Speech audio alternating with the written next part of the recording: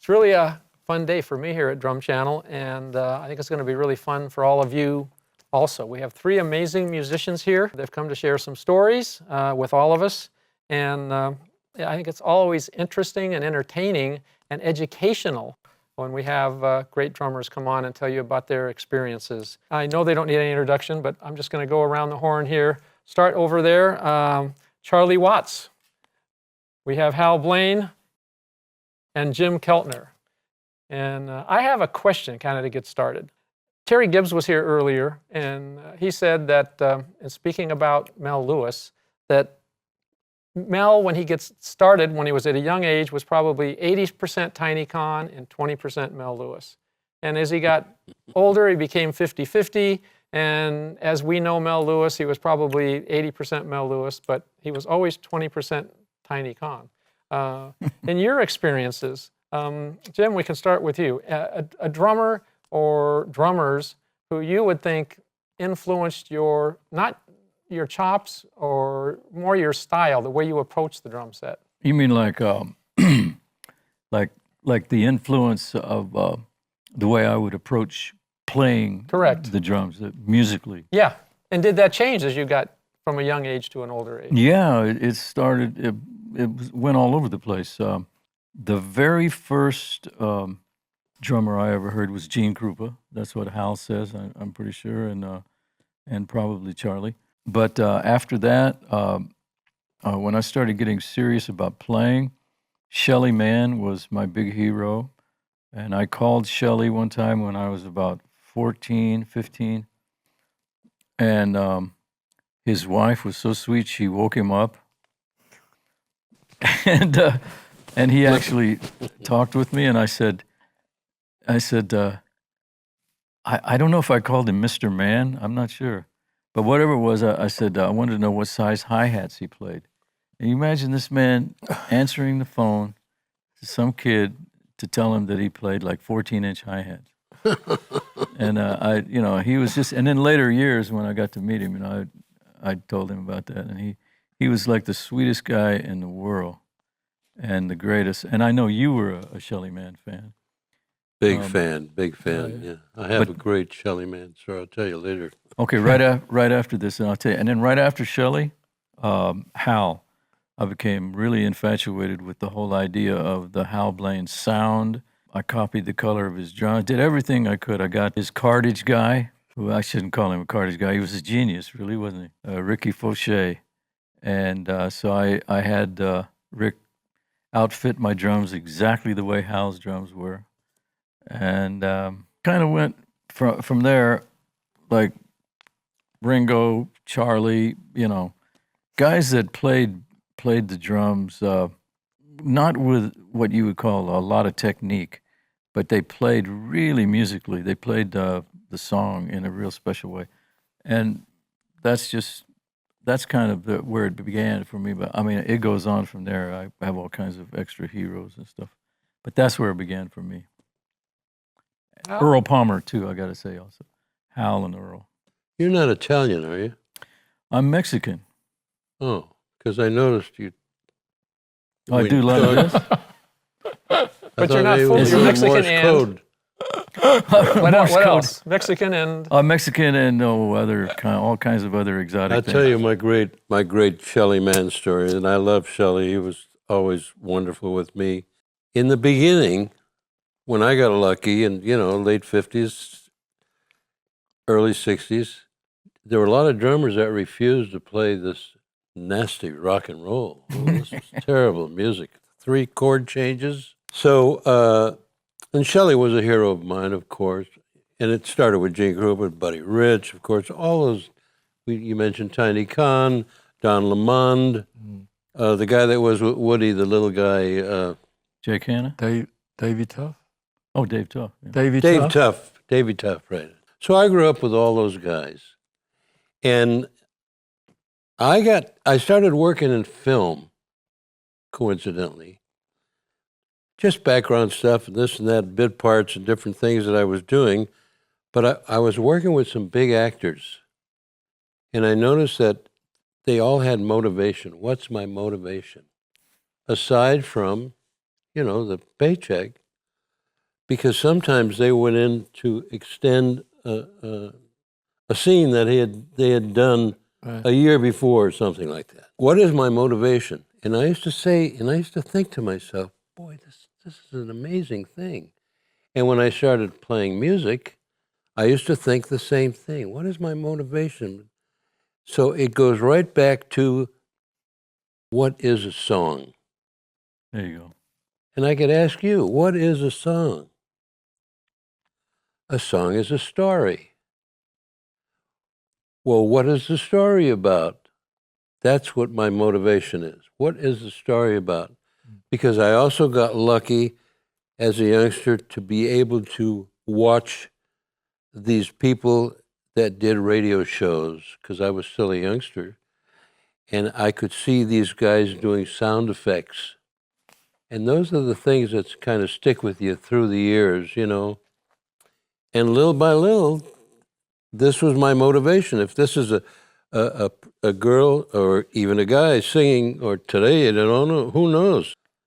But when you got a guy or girl and they're singing a song, if it's a quiet little love song, I don't want to be back there smashing. And if it's a big smashing thing, You don't want to be. you know, you cannot overpower. I mean, the drummer is supposed to help, and I got a beautiful pin here too, somewhere on my hair, on my hat. Time is everything. Drummers have to, you know, because guys are scared of time. How do you keep time? How do I know it's that? You don't. It flows. Time, and not to go in getting technical. But, so Shelley, man, I'm walking down the street. Now, somebody mentioned Herb Alpert a little while ago when we were talking. My very first of 8 Grammy-winning records of the year was a record called A Taste of Honey with the Tijuana Brass. And that's exactly it. And I tell the story that I was sitting just like this, in the middle of Gold Star Studios, and with some of Herb's guys, and Herb was a sideman like myself, and Herb had this song, and I listened, and there was a whole obligato in the beginning. Da da da da da da da da da, ba da ba da da, doop ba doo ba doo doo, and that was the song, Taste of Honey.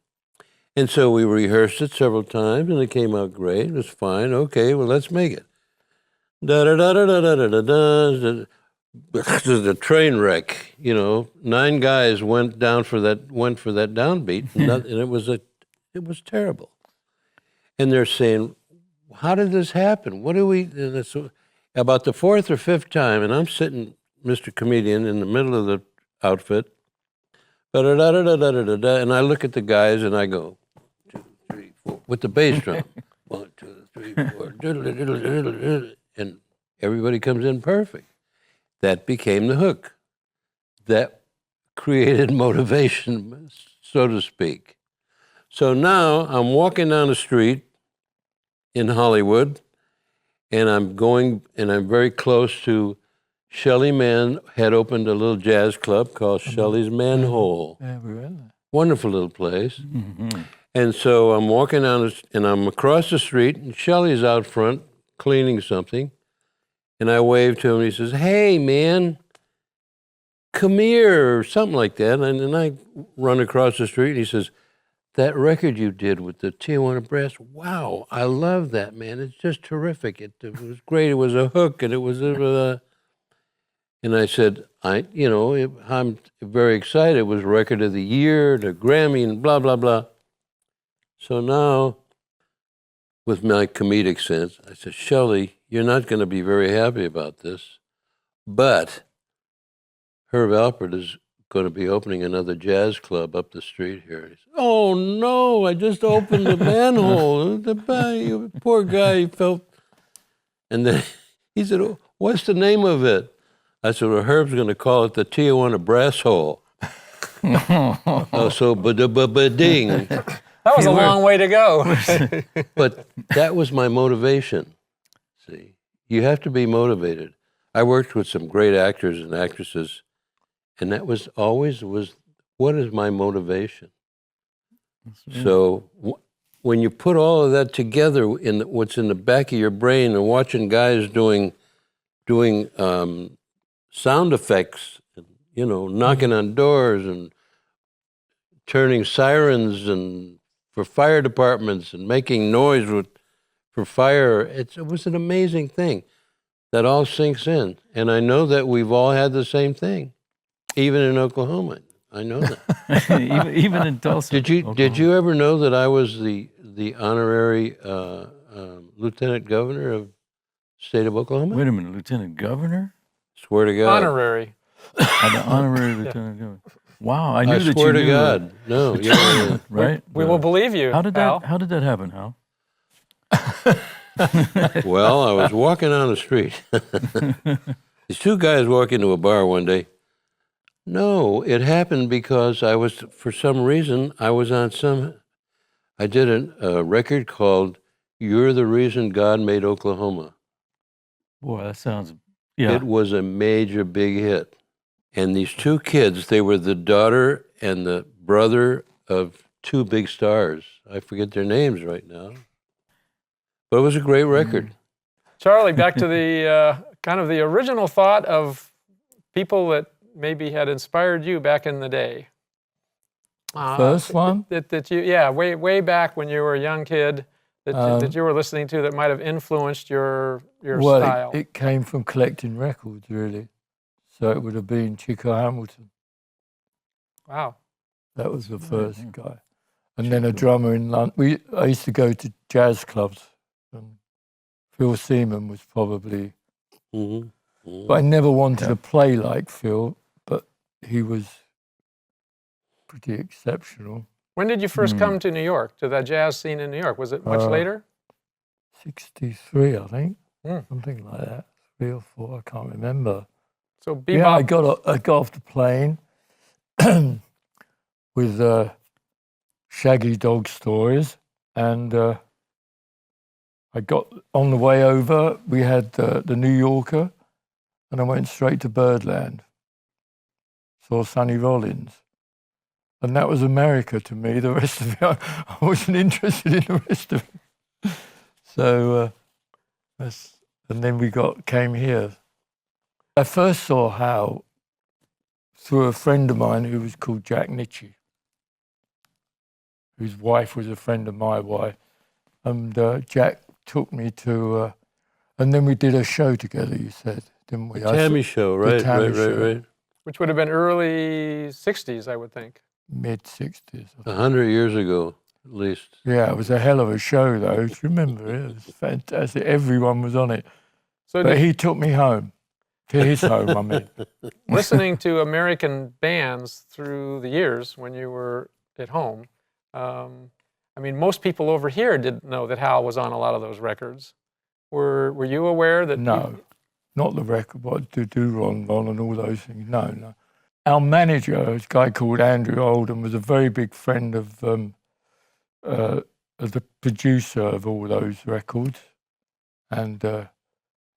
So I kind of knew the rhythm section from him. But were you surprised that so many of them were, so many of those records were Hal? Because I was when I got his book. It's like Shelley Mann's book. If you've got the book on Shelley, if you look at his day sheet and his discography, you wonder he had any time to have a cup of coffee. And it's the same with Hal. You think, oh, blimey, he was on that and those two, and then you haven't even turned the page yet. Yeah, most people have a sort of, I mean, if you're successful at what you do, you have a little list of what you're on. But his is like 5 pages long, and they're quite varied as well.